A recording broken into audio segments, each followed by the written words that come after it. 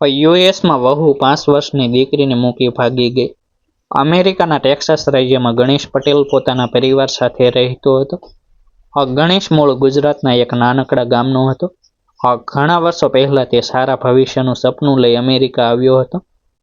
શરૂઆતના દિવસો તેના માટે ખૂબ મુશ્કેલ હતા. નોકરી માટે ઘણી જગ્યાએ પ્રયાસ કર્યો હતો.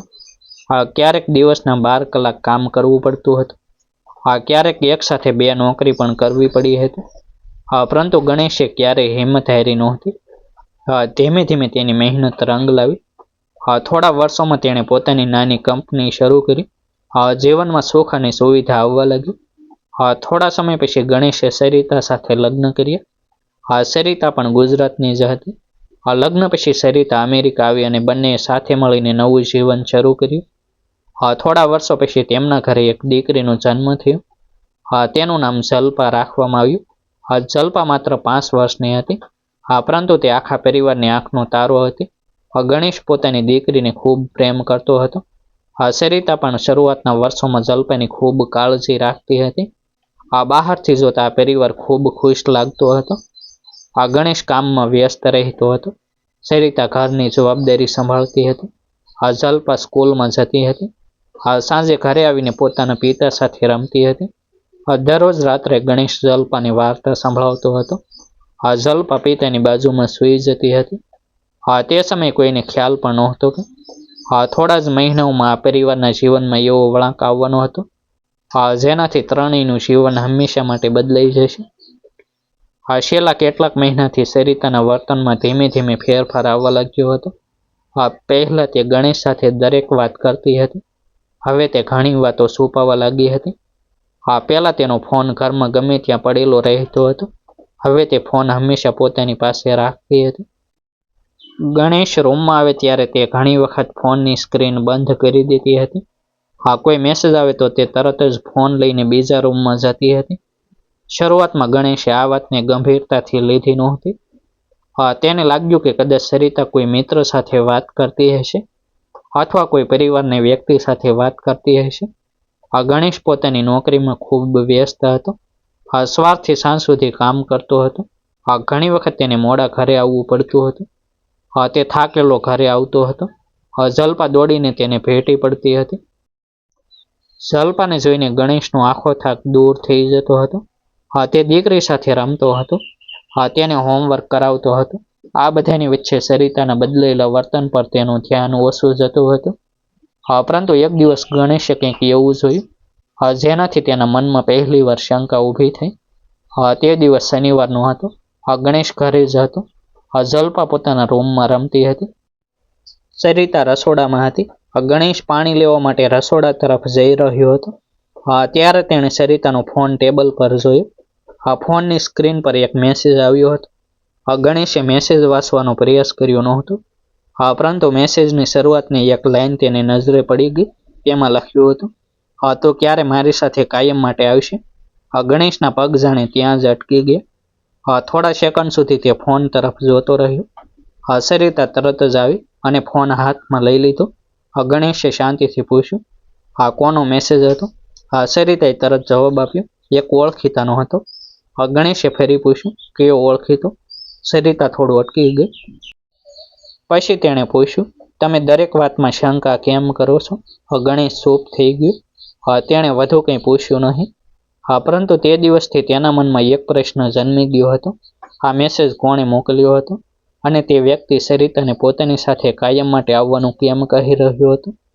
આગામી કેટલાક દિવસોમાં ગણેશે સરિતાના વર્તન પર ધ્યાન આપવાનું શરૂ કર્યું. તેને સમજાયું કે સરિતા કોઈ વ્યક્તિ સાથે સતત સંપર્કમાં હતી. ઘણી વખત તે રાત્રે પણ ફોન પર વાત કરતી હતી. ગણેશ ઊંઘી ગયો છે એવું માનીને તે ધીમા અવાજે વાત કરતી હતી. ગણેશ આંખો બંધ રાખતો હતો. પરંતુ તેના કાન ખુલ્લા હતા. એક રાત્રે તેણે સરિતાને કહેતા સાંભળ્યું, મારે વિચારવા માટે થોડો સમય જોઈએ. સામેની વ્યક્તિએ શું કહ્યું તે ગણેશ સાંભળી શક્યો નહીં. સરિતાએ ફરી કહ્યું, જલ્પાનું શું થશે? આ શબ્દો સાંભળીને ગણેશના હૃદયના ધબકારા વધી ગયા. સરિતા કોઈની સાથે વાત કરતી હતી અને જલ્પાનું શું થશે એવું તે કેમ કહી રહી હતી? ગણેશ આખી રાત ઊંઘી શક્યો નહીં. સવારે સરિતાએ તેને પૂછ્યું કે રાત્રે ઊંઘ કેમ નથી આવી. ગણેશે કંઈ કહ્યું નહીં. તેણે માત્ર એટલું કહ્યું, કામનું ટેન્શન છે. પરંતુ અંદરથી તે તૂટી રહ્યો હતો. થોડા દિવસ પછી ગણેશને સરિતાના જીવન વિશે એક નવી વાત ખબર પડી. તે વ્યક્તિનું નામ રોહિત હતું. રોહિત સરિતા કરતાં લગભગ 10 વર્ષ નાનો હતો. બંનેની ઓળખાણ થોડા સમય પહેલા થઈ હતી. શરૂઆતમાં સામાન્ય વાતચીત હતી, પછી મિત્રતા થઈ, અને ધીમે ધીમે આ મિત્રતા એક એવા સંબંધમાં બદલાઈ ગઈ હતી જેના વિશે ગણેશને કોઈ જાણ નહોતી. ગણેશને જ્યારે આ વાતનો અંદાજ આવ્યો ત્યારે તેના માટે આ સ્વીકારવું ખૂબ મુશ્કેલ હતું. તે માનવા તૈયાર નહોતો કે તેની પત્ની તેની પાછળ કોઈ બીજા પુરુષ સાથે સંબંધમાં હોઈ શકે છે. તેને પોતાના લગ્ન જીવનની દરેક વાત યાદ આવવા લાગી. તેને યાદ આવ્યું કે સરિતાએ ક્યારે બદલાવાનું શરૂ કર્યું હતું. તેણે વિચાર્યું કે શું તેની કોઈ ભૂલ હતી. શું તે સરિતાને પૂરતો સમય આપી શક્યો નહોતો. શું તેની નોકરી અને પૈસાની દોડમાં તેણે પત્નીને એકલી છોડી દીધી હતી. આ બધા પ્રશ્નો તેની અંદર ખાઈ રહ્યા હતા. પરંતુ 5 વર્ષની નાની જલ્પાને માતા અને પિતા વચ્ચે શું ચાલી રહ્યું છે તેની કોઈ સમજ નહોતી. તે હજી પણ પોતાની માતાને પ્રેમ કરતી હતી. દરરોજ સવારે તે સરિતાને ભેટતી હતી. તેની સાથે નાસ્તો કરતી હતી. સ્કૂલ જતી વખતે કહેતી હતી, મમ્મી, હું સાંજે વહેલી આવી જઈશ. પરંતુ સરિતાનું ધ્યાન હવે ઘણીવાર ફોનમાં જ રહેતું હતું. એક દિવસ જલ્પાએ માતાને પૂછ્યું, મમ્મી, તમે હંમેશા કોની સાથે વાત કરો છો? સરિતાએ કહ્યું, મિત્ર સાથે. જલ્પાએ ફરી પૂછ્યું, મારો પણ મિત્ર છે, તમે મને પણ વાત કરાવશો? સરિતા પાસે કોઈ જવાબ નહોતો. તેણે વાત બદલી નાખી. પરંતુ જલ્પાની નિર્દોષ આંખોમાં રહેલો સવાલ સરિતાના મનમાં રહી ગયો. એક રાત્રે જલ્પા અચાનક સરિતાની પાસે આવી. તેણે માતાનો હાથ પકડીને કહ્યું, મમ્મી, તમે મને છોડીને ક્યાંય જશો નહીં ને? સરિતા એક ક્ષણ માટે સ્થિર થઈ ગઈ. તેની આંખોમાં આંસુ આવી ગયા. તેણે જલ્પાને પોતાની છાતી સાથે લગાવી લીધી. જલ્પાને ખબર નહોતી કે તેની માતાના મનમાં શું ચાલી રહ્યું છે. તેને માત્ર એટલું જ ખબર હતું કે તેની માતા છેલ્લા ઘણા દિવસોથી બદલાઈ ગઈ હતી. સરિતાએ જલ્પાને કહ્યું, ના બેટા, હું તને છોડીને ક્યાંય નહીં જાઉં. પરંતુ આ વચન આપતી વખતે સરિતાના મનમાં એક અલગ જ નિર્ણય બની રહ્યો હતો. રોહિત સતત તેને પોતાની સાથે નવા જીવનની શરૂઆત કરવા માટે કહી રહ્યો હતો. તે સરિતાને કહેતો હતો કે ગણેશ સાથેનું જીવન હવે પૂરું થઈ ગયું છે. તે સરિતાને નવા ભવિષ્યના સપના બતાવતો હતો.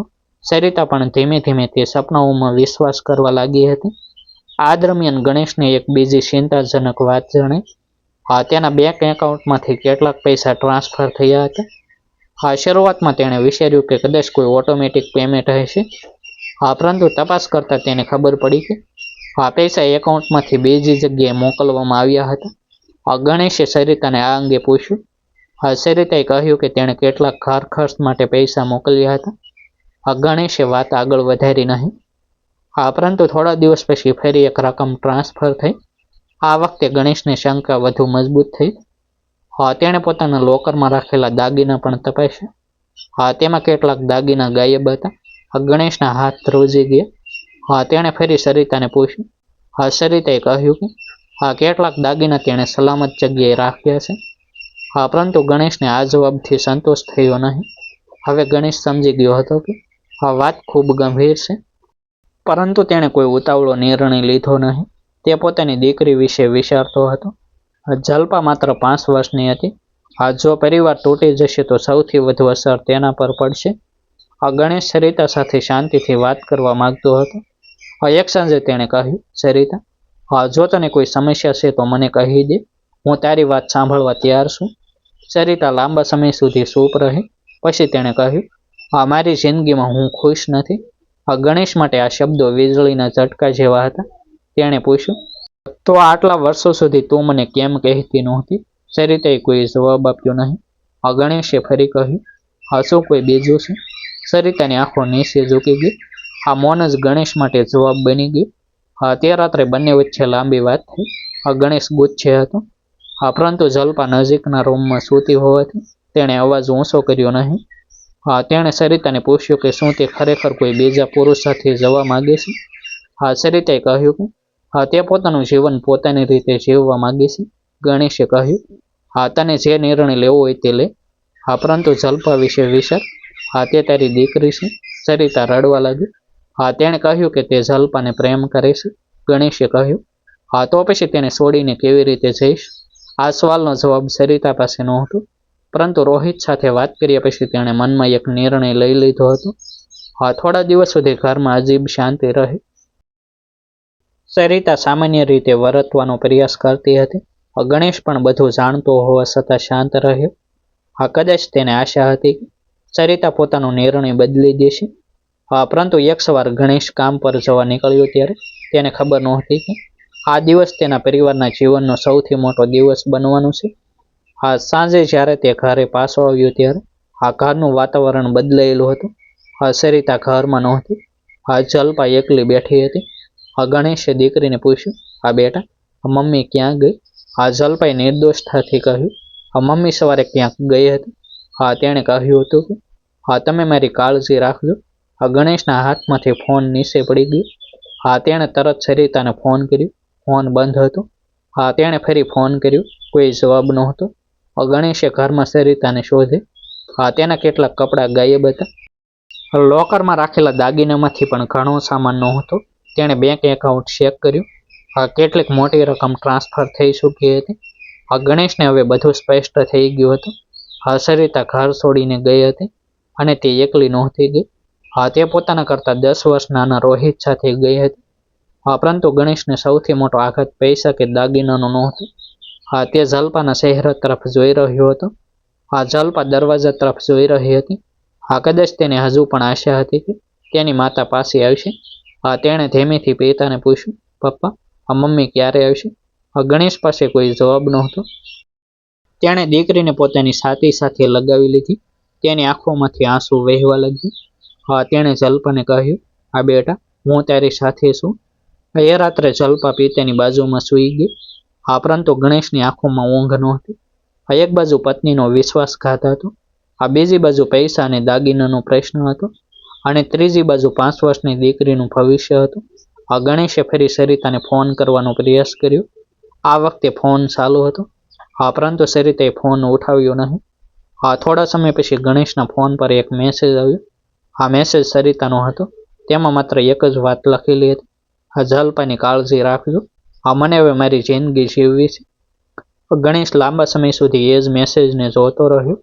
હા, પરંતુ તેને ખબર નહોતી કે આ મેસેજ પાછળ હજુ એક મોટું રહસ્ય છુપાયેલું હતું. હા, કારણ કે સરિતા જે સ્થળે ગઈ હતી, હા, ત્યાંથી થોડા કલાકો પછી એક એવો ફોન આવવાનો હતો, હા, જે ગણેશની આખી વિચારસરણી બદલી નાખવાનો હતો. હા, તે ફોનમાં એક અજાણ્યો માણસ માત્ર એટલું કહેવાનો હતો, હા ગણેશભાઈ, હા, તમારી પત્ની જે કારણથી ઘર છોડીને ગઈ છે, હા, તે કારણ તમને જે લાગે છે તે નથી. હા, જો તમે સાચું જાણવા માંગો છો તો તમારી પત્નીના જૂના ફોનમાં રહેલો એક નંબર શોધો. એ નંબર તમને તમારા પરિવારના ભૂતકાળ સુધી લઈ જશે. હા, સરિતા ઘર છોડીને ગયા પછી ગણેશનું જીવન સંપૂર્ણપણે બદલાઈ ગયું હતું. હા, જલ્પા વારંવાર પોતાની માતા વિશે પૂછતી હતી. હા, ગણેશ દરેક વખતે પોતાની લાગણી છુપાવીને તેને સમજાવતો હતો. હા, તે કહેતો હતો કે હા, મમ્મી થોડા દિવસ માટે બહાર ગઈ છે. હા, પરંતુ અંદરથી ગણેશ જાણતો હતો કે વાત એટલી સરળ નહોતી. હા, તેણે સરિતાના જૂના ફોન અને તેના બેંક ટ્રાન્ઝેક્શન તપાસવાનું શરૂ કર્યું. હા, તે દરમિયાન તેને એક અજાણ્યો નંબર મળ્યો. આ જ નંબર વિશે થોડા સમય પહેલા એક અજાણ્યા વ્યક્તિએ તેને ફોન કર્યો હતો. હા, ગણેશે તરત જ તે નંબર પર ફોન કર્યો. હા, સામેની વ્યક્તિ પોતાનું નામ મહેશ જણાવ્યું. હા, મહેશે કહ્યું કે તે સરિતાને ઓળખે છે. હા, પરંતુ તેણે એવી વાત કહી કે હા, ગણેશ ચોંકી ગયો. તેણે કહ્યું કે સરિતા છેલ્લા કેટલાક મહિનાથી માત્ર રોહિત સાથે સંપર્કમાં નહોતી. હા, તે કોઈ બીજા વ્યક્તિ સાથે પણ સતત વાત કરતી હતી. હા, ગણેશે પૂછ્યું કે એ વ્યક્તિ કોણ છે? હા, મહેશે જવાબ આપ્યો કે હા, તેને પણ તેનું પૂરું નામ ખબર નથી. હા, પરંતુ સરિતા તેને વારંવાર પૈસા મોકલતી હતી. હવે ગણેશને સમજાયું કે હા, સરિતા ઘર છોડીને માત્ર પ્રેમી સાથે ગઈ હોવાની વાત કદાચ અધૂરી હતી. હા, ગણેશે સરિતાના બેંક એકાઉન્ટની વિગતો ફરી તપાસી. હા, તેને ખબર પડી કે હા, છેલ્લા કેટલાક મહિનામાં ઘણી વખત પૈસા ટ્રાન્સફર થયા હતા. હા, કેટલીક રકમ રોહિત સાથે જોડાયેલી હતી. હા, પરંતુ કેટલીક રકમ અન્ય એકાઉન્ટમાં ગઈ હતી. ગણેશના મનમાં અનેક સવાલો ઊભા થયા. હા, શું સરિતા કોઈના દબાણમાં હતી? હા, શું કોઈ તેને બ્લેકમેલ કરતું હતું? હા, કે પછી આ બધું તેણે પોતાની મરજીથી કર્યું હતું? આ દરમિયાન રોહિતનો ફોન પણ બંધ આવતો હતો. ગણેશે પોલીસને માહિતી આપવાનું નક્કી કર્યું. હા, તેણે સ્પષ્ટ કહ્યું કે સરિતા પોતાની મરજીથી ગઈ હોય તો પણ તેની 5 વર્ષની દીકરીને એકલી છોડીને જવાનું કારણ સમજવું જરૂરી છે. હા, પોલીસ તપાસ દરમિયાન સરિતાના મુસાફરીના કેટલાક રેકોર્ડ મળ્યા. હા, તે રોહિત સાથે બીજા શહેરમાં ગઈ હતી. હા, પરંતુ ત્યાં પહોંચ્યા પછી બંને વચ્ચે કોઈ વાતને લઈ મોટો વિવાદ થયો હતો. હા, થોડા સમય પછી રોહિત એકલો જ ત્યાંથી નીકળી ગયો હતો. સરિતા ક્યાં ગઈ તે અંગે કોઈને ખબર નહોતી. હા, બીજી તરફ સરિતા એક અજાણી જગ્યાએ એકલી બેઠી હતી. હા, તેને પોતાના નિર્ણયનો અફસોસ થવા લાગ્યો હતો. હા, રોહિતે તેને નવા જીવનના સપના બતાવ્યા હતા. હા, પરંતુ ઘર છોડ્યા પછી તેને સમજાયું કે હા, વાસ્તવિકતા અલગ હતી. હા, રોહિત સાથે પણ સંબંધમાં તણાવ શરૂ થઈ ગયો હતો. હા, સરિતાને સૌથી વધુ યાદ જલ્પા આવતી હતી. હા, તેણે જલ્પાનો ફોટો ખોલ્યો. હા, તેની આંખોમાં આંસુ આવી ગયા. હા, તેણે ગણેશને ફોન કરવાનો પ્રયાસ કર્યો. હા, પરંતુ ફોન કરતા પહેલા તેને એક અજાણ્યો મેસેજ મળ્યો. તેમાં લખ્યું હતું, હા, જો તું પાછી જવાની કોશિશ કરીશ તો હા, જે સત્ય તું છુપાવતી રહી છે તે બધાની સામે આવી જશે. હા, સરિતા આ મેસેજ વાંચીને ડરી ગઈ. હવે તેને સમજાયું કે હા, તેની પાછળ કોઈ એવી વ્યક્તિ હતી હા, જે તેના ભૂતકાળ વિશે ઘણું જાણતી હતી. બીજી તરફ ગણેશને પણ સરિતાના ફોનમાંથી એક જૂનો ફોટો મળ્યો. આ ફોટામાં સરિતા સાથે એક અજાણ્યો પુરુષ હતો. ગણેશે ફોટો ધ્યાનથી જોયો. હા, તેના ચહેરા પર ચિંતા જોઈ ગઈ. હા, કારણ કે તે પુરુષને ગણેશ ઓળખતો હતો. ગણેશે સરિતાના જૂના ફોટામાં દેખાતા વ્યક્તિની તપાસ શરૂ કરી. હા, તેનું નામ મનોજ હતું. હા, તે ગણેશનો જૂનો ઓળખીતો હતો. ગણેશને ધીમે ધીમે ખબર પડી કે મનોજ સરિતાના જીવનમાં ઘણા સમયથી દખલ કરી રહ્યો હતો. સરિતા રોહિત સાથે ભાગી હતી. હા, પરંતુ મનોજ તેને પૈસા અને કેટલીક જૂની વાતોને લઈને દબાણ કરતો હતો. હા, સરિતાએ ભયના કારણે ઘણી વાતો ગણેશથી છુપાવી હતી. હા, જોકે તેણે જે નિર્ણય લીધો હતો તેની જવાબદારીમાંથી તે બચી શકતી નહોતી. ગણેશે સરિતાનો સંપર્ક કર્યો. સરિતા રડવા લાગી. હા, તેણે કહ્યું કે તેને પોતાની ભૂલ સમજાઈ ગઈ છે. તેને જલ્પાની ખૂબ યાદ આવે છે. ગણેશે કહ્યું કે હા, જલ્પા તેની માતાને મળવા માંગે છે. હા, થોડા દિવસ પછી સરિતા પાસે આવી. હા, પરંતુ હવે બધું પહેલા જેવું નહોતું. હા, જલ્પાએ માતાને જોઈને તરત જ તેને ભેટી લીધી. સરિતા પણ રડી પડી. તેણે જલ્પાની માફી માંગી. ગણેશે પણ સરિતાને કહ્યું કે હા, પૈસા અને દાગીના કરતાં તૂટેલો વિશ્વાસ સૌથી મોટું નુકસાન છે. સરિતાએ પોતાની ભૂલ સ્વીકારી. તેણે નક્કી કર્યું હવે તે પોતાની દીકરીના ભવિષ્યને પ્રથમ સ્થાન આપશે. ગણેશે પણ ગુચ્છા કરતા જલ્પાની ખુશીને મહત્વ આપ્યું. આ બંને સાથે રહેવું કે અલગ થવું તેનો નિર્ણય ઉતાવળમાં લીધો નહીં. તેમણે નક્કી કર્યું કે જલ્પાને પ્રેમ અને સુરક્ષા બંને મળશે. આ ઘટનાએ ગણેશને એક વાત શીખવી. પરિવાર તૂટવામાં વર્ષો લાગતા નથી. ક્યારેક એક ખોટો નિર્ણય આખી જિંદગી બદલી નાખે છે. પ્રેમમાં લીધેલો નિર્ણય કરતાં પહેલા તેના પરિણામો વિશે વિચારવું ખૂબ જરૂરી છે. ડિસ્ક્લેમર: આ સ્ટોરી સત્ય ઘટનાઓથી પ્રેરિત કાલ્પનિક રચના છે. તેમાં દર્શાવેલા પાત્રો અને ઘટનાઓ કલ્પિત છે. કોઈ વ્યક્તિ કે પરિવારની ભાવનાઓને ઠેસ પહોંચાડવાનો હેતુ નથી. આભાર. ફરી મળીશું એક નવી સ્ટોરી સાથે. આ વિડીયોને લાઇક અને હાઇપ કરવાનું ભૂલશો નહીં. આપના ધ્યાનમાં આવી કોઈ ઘટના હોય તો કોમેન્ટ કરી જણાવશો.